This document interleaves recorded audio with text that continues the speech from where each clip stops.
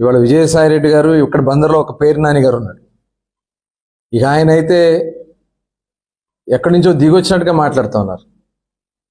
నెల రోజుల్లో ఏమీ చేయలేదంట.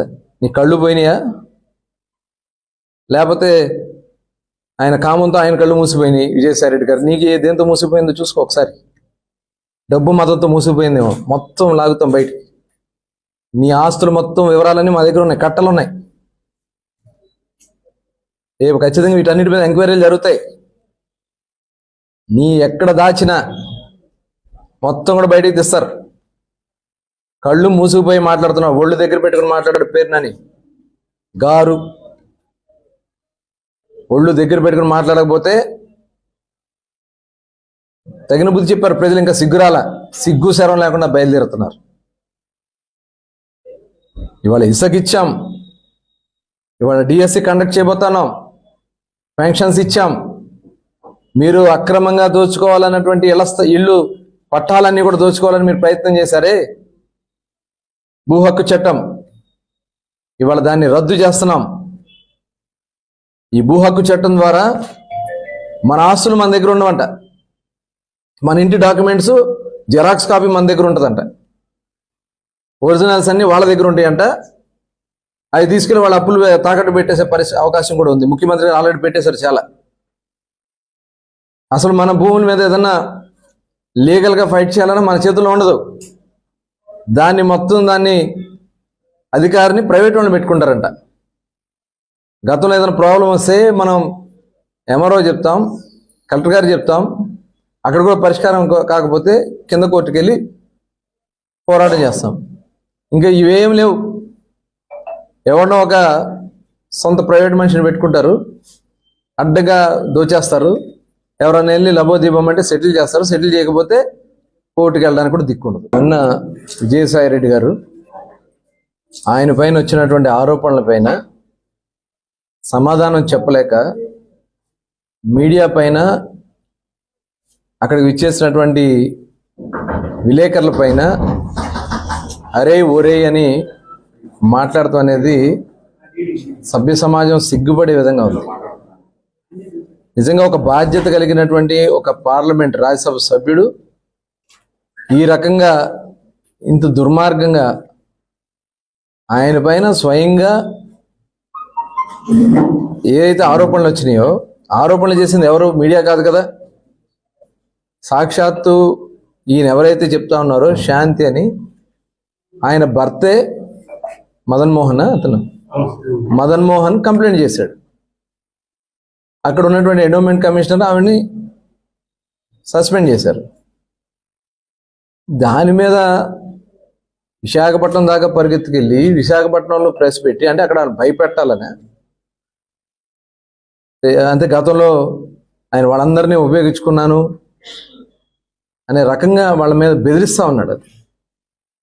ఇది చాలా సిగ్గుచెట్టు. ఆయన మాట్లాడినటువంటి మాటలు ఏంటి? మధ్యంతర ఎన్నికలు వస్తాయి, ప్రభుత్వం పడిపోద్దా? ఏం మాట్లాడుతున్నావు విజయసాయి రెడ్డి గారు? చేయాల్సినటువంటి పాపాలన్నీ చేసావు, చివరికి ఒక కుటుంబాన్ని రోడ్డున పడేసావు.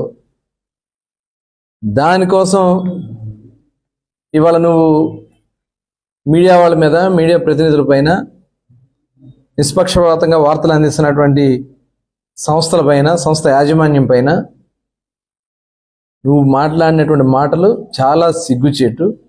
ఖచ్చితంగా దీనికి మూల్యం చెల్లించుకుంటారు, దాంట్లో ఎటువంటి అనుమానం లేదు. ఒక్కొక్కరికి పిచ్చి పట్టి మాట్లాడుతూ ఉన్నారు. మొత్తం ఉన్నాయి, చిట్టాలన్నీ ఉన్నాయి. ఇవాళ విజయసాయి రెడ్డి గారు ఇక్కడ బందర్లో ఒక పేరు నాని గారు ఉన్నాడు. ఇక ఆయన అయితే ఎక్కడి నుంచో దిగొచ్చినట్టుగా మాట్లాడుతూ ఉన్నారు. నెల రోజుల్లో ఏమీ చేయలేదంట. నీ కళ్ళు పోయినాయా, లేకపోతే ఆయన కామంతో ఆయన కళ్ళు మూసిపోయినాయి. విజయసాయి రెడ్డి గారు నీకు దేంతో మూసిపోయిందో చూసుకో ఒకసారి. డబ్బు మతంతో మూసిపోయిందేమో, మొత్తం లాగుతాం బయటికి. నీ ఆస్తులు మొత్తం వివరాలన్నీ మా దగ్గర ఉన్నాయి, కట్టలు ఉన్నాయి. రేపు ఖచ్చితంగా వీటన్నిటి మీద ఎంక్వైరీలు జరుగుతాయి. నీ ఎక్కడ దాచినా మొత్తం కూడా బయటికి తెస్తారు. కళ్ళు మూసుకుపోయి మాట్లాడుతున్నావు, ఒళ్ళు దగ్గర పెట్టుకుని మాట్లాడాడు పేరునని గారు. ఒళ్ళు దగ్గర పెట్టుకుని మాట్లాడకపోతే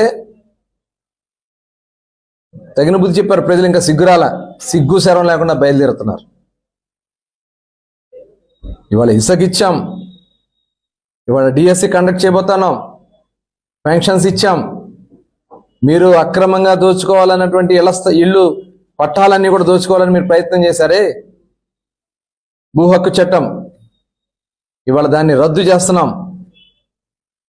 ఈ భూ హక్కు చట్టం ద్వారా మన ఆస్తులు మన దగ్గర ఉండవంట, మన ఇంటి డాక్యుమెంట్స్ జెరాక్స్ కాపీ మన దగ్గర ఉంటుందంట, ఒరిజినల్స్ అన్ని వాళ్ళ దగ్గర ఉంటాయంట.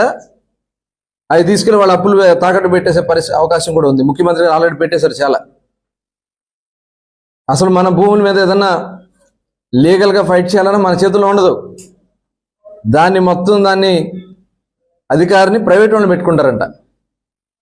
గతంలో ఏదైనా ప్రాబ్లం వస్తే మనం ఎంఆర్ఓ చెప్తాం, కలెక్టర్ గారు చెప్తాం, అక్కడ కూడా పరిష్కారం కాకపోతే కింద కోర్టుకు వెళ్ళి పోరాటం చేస్తాం. ఇంకా ఇవేం లేవు. ఎవరినో ఒక సొంత ప్రైవేట్ మనిషిని పెట్టుకుంటారు, అడ్డగా దోచేస్తారు. ఎవరైనా వెళ్ళి లబోదీపం అంటే సెటిల్ చేస్తారు, సెటిల్ చేయకపోతే కోర్టుకు వెళ్ళడానికి కూడా దిక్కుండదు. నిన్న విజయసాయి రెడ్డి గారు ఆయన పైన వచ్చినటువంటి ఆరోపణల పైన సమాధానం చెప్పలేక మీడియా పైన, అక్కడికి విచ్చేసినటువంటి విలేకరుల పైన అరే ఒరే అని మాట్లాడటం అనేది సభ్య సమాజం సిగ్గుపడే విధంగా ఉంది. నిజంగా ఒక బాధ్యత కలిగినటువంటి ఒక పార్లమెంట్ రాజ్యసభ సభ్యుడు ఈ రకంగా ఇంత దుర్మార్గంగా ఆయన పైన స్వయంగా ఏదైతే ఆరోపణలు వచ్చినాయో, ఆరోపణలు చేసింది ఎవరు? మీడియా కాదు కదా. సాక్షాత్తు ఈయన ఎవరైతే చెప్తా ఉన్నారో శాంతి అని, ఆయన భర్తే మదన్ మోహన్ కంప్లైంట్ చేశాడు. అక్కడ ఉన్నటువంటి ఎండోమెంట్ కమిషనర్ ఆవిడ్ని సస్పెండ్ చేశారు. దాని మీద విశాఖపట్నం దాకా పరిగెత్తుకెళ్ళి విశాఖపట్నంలో ప్రెస్ పెట్టి, అంటే అక్కడ భయపెట్టాలనే, అంటే గతంలో ఆయన వాళ్ళందరినీ ఉపయోగించుకున్నాను అనే రకంగా వాళ్ళ మీద బెదిరిస్తూ ఉన్నాడు. ఇది చాలా సిగ్గుచేటు. ఆయన మాట్లాడినటువంటి మాటలు ఏంటి? మధ్యంతర ఎన్నికలు వస్తాయి, ప్రభుత్వం పడిపోద్దా? ఏం మాట్లాడుతున్నావు విజయసాయి రెడ్డి గారు? చేయాల్సినటువంటి పాపాలన్నీ చేసావు, చివరికి ఒక కుటుంబాన్ని రోడ్డున పడేసావు. దానికోసం ఇవాళ నువ్వు మీడియా వాళ్ళ మీద, మీడియా ప్రతినిధుల పైన, నిష్పక్షపాతంగా వార్తలు అందిస్తున్నటువంటి సంస్థల పైన, సంస్థ యాజమాన్యం పైన నువ్వు మాట్లాడినటువంటి మాటలు చాలా సిగ్గుచేటు. ఖచ్చితంగా దీనికి మూల్యం చెల్లించుకుంటారు, దాంట్లో ఎటువంటి అనుమానం లేదు. ఒక్కొక్కరికి ఇచ్చిపట్టి మాట్లాడుతూ ఉన్నారు. మొత్తం ఉన్నాయి, చిట్టాలన్నీ ఉన్నాయి, ఎవరిని వదిలే సమస్య లేదు.